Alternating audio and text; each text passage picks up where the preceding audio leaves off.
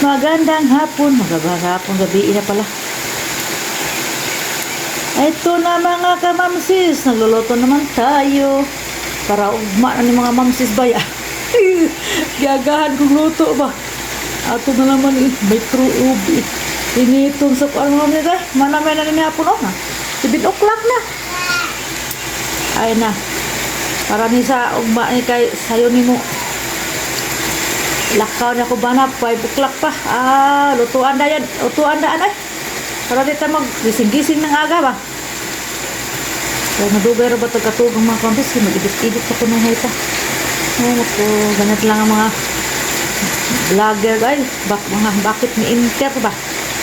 Edit-edit pa more pa.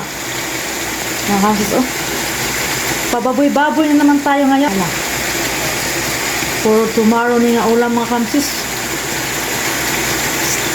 Ito lagay tayo nito. Kulay. Saka mayroon din ito paiba. Dalawang klase ng pagluto ni. Mayroong sinabaw, mayroong prito, mayroong sinabaw kunti. Masyado pala yan. May pangalan ni Kuto basta. Muna yung mamasis, ako rin adiyas. Sa kunsa lang na may butang ni. Basta kay makaon. Hala, bira. Sa kunsa na lang. Tanga ko na ito nagsibuyas. Para lami ang atong sudaan mga kamamsis. Mayroon pang sibuyas dahon dyan. Yung gilagay. Yan na sa aming garden. Sa loob ng aming garden mga kamamsis. Charot. Ako na siya di marinit mga kamamsis. Ako na siya putsumaro ni mga kamamsis. Sala ito na lang ko. Basig malata. Nakuan ng atong gulay. Ulam na tayo bukas. Ready to bukas na Yam na yan. Luto na. Kahit na yan mga kamsis.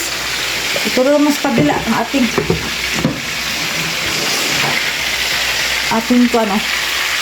pinarito. Pinarito na ba mga kamsis? Luto na. Gusto ko pagod-pagod mga kamsis.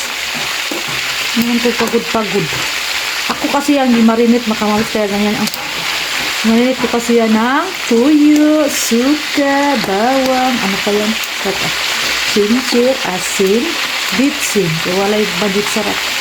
Naubusan. Kaya asin bitsin lang na. Tuyo, suka. Ready to eat.